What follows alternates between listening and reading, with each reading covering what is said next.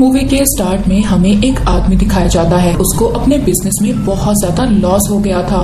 वो इस बात से इतना ज्यादा परेशान था कि घर जाकर अपनी दोनों बेटियों को अपने साथ लेता है और गाड़ी में बिठाकर वहाँ से ले जाता है। गाड़ी इतनी ज्यादा तेज चला रहा था कि उसकी बड़ी बेटी, जिसका नाम विक्टोरिया था, वो अपने फादर को तेज गाड़ी चलाने से मना कर रही थी, मगर वो आदमी अपनी बेटी की बात नहीं सुनता और इस वजह से उसकी गाड़ी का एक्सीडेंट हो जाता है। सीन शिफ्ट होता है इस आदमी के भाई पर, जिसका नाम लूकस था, और वो पुलिस वालों से अपने भाई के बारे में पूछ रहा था। वही आदमी दिखाया जाता है। उसकी गाड़ी का तो एक्सीडेंट हो गया था, मगर वो बच गया था और उसके साथ उसकी दोनों बेटियां भी थी। तभी वो अपनी दोनों बेटियों को लेकर एक घर में जाता है। ये घर बिल्कुल सुनसान एक जंगल में बना हुआ था। तभी वहाँ पर इस आदमी की बेटी विक्टोरिया को ये एहसास होता है कि घर में कोई है। वो ये बात अपने फादर को भी बताती है, पर उसके फादर उसकी कोई भी बात नहीं मानते और उसको अंदर आने का कहते हैं, क्योंकि सर्दी बहुत ज्यादा थी और बर्फबारी भी बहुत ज्यादा हो रही थी। वो आदमी बहुत ज्यादा परेशान नजर आ रहा था। तभी उसकी बेटी विक्टोरिया उसको बुलाती है और कहती है कि डैड, मैंने बाहर कोई चीज देखी है। वो आदमी अपनी बेटी के पास पहुंचता है और अब वो अपनी बेटी को भी शूट करने वाला था, उसको मारने वाला था, मगर तभी वहाँ पर एक क्रिएचर उस आदमी पर हमला कर देती है और उसको मार देती है। मगर ये सब कुछ उसकी बेटी विक्टोरिया ने नहीं देखा था, क्योंकि जब उसके फादर उसको मारने वाले थे तो उन्होंने उसकी ऐनक उतार ली थी, जिस वजह से उसको कुछ भी साफ नहीं दिखाई दिया था। अब दोनों बच्चियां घर में बिल्कुल अकेली थी और घर बहुत ज्यादा डरावना और सुनसान था। विक्टोरिया अपनी छोटी बहन को लेकर एक जगह पर बैठ जाती है। तभी उसके पास एक चेरी आकर गिरती है, जिसे देखकर वो बहुत ज्यादा खुश हो जाती है, क्योंकि भूख से दोनों का बुरा हाल था। फिर इसके बाद हमें 5 साल बाद का सीन दिखाया जाता है, जहाँ पर लूकस अभी भी अपने भाई को ढूंढ रहा था। तभी लूकस के पास एक आदमी की कॉल आती है। इस आदमी को लूकस ने अपने भाई को ढूंढने के लिए पैसे दिए थे। वो लूकस के भाई की गाड़ी तक पहुँच गए थे। वो दोनों उसकी बेटियों के खिलौने डॉग को सुंघाते हैं और फिर इसके बाद वो उस घर तक पहुँच गए थे, जहाँ पर जाकर वो उस आदमी की दोनों बेटियों को देखते हैं। दोनों बेटियां अब तक जिंदा थी और वो बिल्कुल जंगली बन चुकी थी।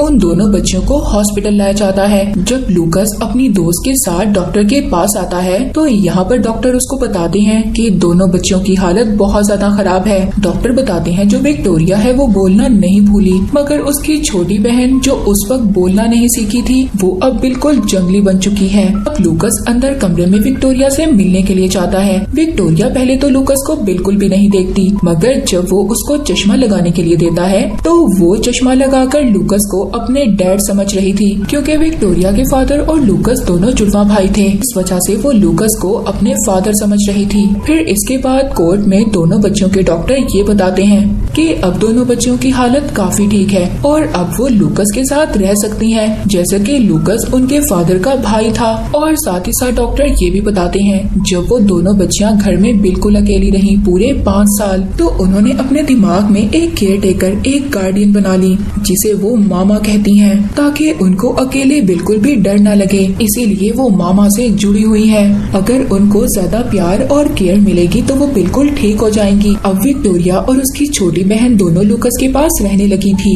एक दिन विक्टोरिया की छोटी बहन जब अपने रूम में खेल रही थी तो उसकी आवाज सुनकर लूकस की दोस्त उसके पास आती है। तभी वहाँ पर विक्टोरिया जाती है और उसको रोक लेती है और लूकस की दोस्त को बताती है कि बाहर हमारा डॉग रो रहा है। और ये बात काफी ज्यादा अजीब थी। अगर विक्टोरिया बाहर थी तो अंदर कमरे में विक्टोरिया की छोटी बहन किसके साथ खेल रही थी। जब रात को लूकस अपनी दोस्त के साथ कमरे में था तभी बाहर किसी के होने का एहसास होता है। वो लूकस से कहती है कि जाओ चेक कर आओ बाहर कौन है। इसीलिए लूकस बाहर चेक करने के लिए जाता है, मगर बाहर उसको कुछ भी नहीं मिलता। दोनों घर को चेक करने लगते हैं। लूकस की दोस्त जब दोनों बच्चों के कमरे में चेक करने के लिए जाती है तो दोनों बच्चियां तो सो रही थी, मगर लूकस दीवार पर अजीब सा काला निशान देखता है, जिसमें से अजीब अजीब से कीड़े बाहर आ रहे थे। जब उसको चेक करने के लिए थोड़ा सा आगे जाता है तो उस दाग में से एक घोस्ट, एक भूत बाहर आता है और वो धक्का देकर लूकस को नीचे गिरा देता है, जिसकी वजह से वो सीढ़ियों से नीचे गिर गया था और जख्मी हो जाता है। तभी उसकी दोस्त उसको हॉस्पिटल ले आई थी और वो बहुत ज्यादा परेशान थी। वो डॉक्टर से उन दोनों बच्चियों के बारे में बात करती है। डॉक्टर कहते हैं कि अब उन दोनों बच्चियों का ख्याल तुम्हें रखना होगा क्योंकि लूकस अब कोमा में जा चुका है। उसकी दोस्त एनाबेल जब घर जाती है तो घर जाकर वो बच्चियों की बनाई हुई ड्राइंग देखती है जो काफी ज्यादा अजीब थी। वो डॉक्टर को बुलाती है और डॉक्टर को भी वो ड्राइंग दिखाती है। इसके बाद डॉक्टर विक्टोरिया से उसको हिप्नोटाइज कर मामा के बारे में पूछते हैं। डॉक्टर विक्टोरिया से एक गुड़िया के बारे में भी पूछते हैं जो विक्टोरिया हमेशा अपने पास रखा करती थी। वो डॉक्टर को बताती है कि ये गुड़िया तो मामा ने बनाई थी। डॉक्टर ये समझते हैं कि विक्टोरिया खुद को मामा कहती है और उसी ने ये गुड़िया बनाई होगी। एनाबेल जब दोनों बच्चियों को सुलाकर चली जाती है तो तभी विक्टोरिया की छोटी बहन जागती है और कहती है उठ जाओ, चलो मामा आ गई है, आओ खेलते हैं। एनाबेल को तभी उन दोनों पर शक होता है। वो दोबारा से उनके कमरे में जाती है मगर एनाबेल को उन दोनों के अलावा कोई भी नजर नहीं आता। वो कहती है तुम दोनों सो जाओ, काफी ज्यादा रात हो गई है। अगले दिन एनाबेल डॉक्टर के पास जाती है और उन्हें बताती है कि रात को मुझे उन दोनों बच्चियों के कमरे से किसी की लोरी सुनाने की आवाज आ रही थी। डॉक्टर यहाँ पर एनाबेल को बताते हैं कि मुझे ऐसा लगता है पर्सनैलिटी डिसऑर्डर की बीमारी हो गई है। इसमें एक इंसान दो अलग अलग जिंदगियां जीने लगता है। यहाँ पर डॉक्टर को पता चलता है कि 20 साल पहले वो लेडी थी जिस लेडी के बारे में विक्टोरिया ने डॉक्टर को स्टोरी सुनाई थी। यानी कि विक्टोरिया ने मामा की जो स्टोरी सुनाई थी वो बिल्कुल सच थी। डॉक्टर को उस लेडी का सामान भी मिलता है और उन्हें ये भी पता चलता है कि वो लेडी बिल्कुल पागल थी। उधर दूसरी तरफ एनाबेल जो घर में बिल्कुल अकेली थी, तभी उसको अपने घर में किसी की मौजूदगी महसूस होती है। जब वो अपने कमरे से बाहर आती है तो हम उसके पीछे एक बहुत ही खौफनाक परछाई देखते हैं और जब वो पीछे मुड़ती है तो वो चीज गायब हो गई थी। उधर लूकस को ख्वाब में अपना भाई नजर आ रहा था जो उसको ये कह रहा था उस घर में जाओ और जाकर मेरी बेटियों को बचाओ। तभी लूकस की तबीयत बहुत ज्यादा खराब होती है मगर तभी डॉक्टर आ गए थे और डॉक्टरों ने उसका ट्रीटमेंट कर उसको बचा लिया था। अब लूकस को होश आ गया था। अगले दिन एनाबेल दोनों बच्चियों को साथ लेकर लूकस से हॉस्पिटल मिलने के लिए जाती है। वहाँ पर भी वही कीड़े दिखाई देते हैं जो घर की दीवार पर थे और इसी दौरान विक्टोरिया की छोटी बहन बहुत ही बुरी तरह से उन कीड़ों को नोच कर खा रही थी। जब एनाबेल दोनों बच्चियों को घर ले आई थी तो वो विक्टोरिया के पास जाती है। विक्टोरिया कहती है तुम ऐसे हमारा ख्याल मत रखो, मामा को जलन होती है और मैं ये नहीं चाहती कि मामा तुम्हें कोई भी नुकसान पहुँचाए।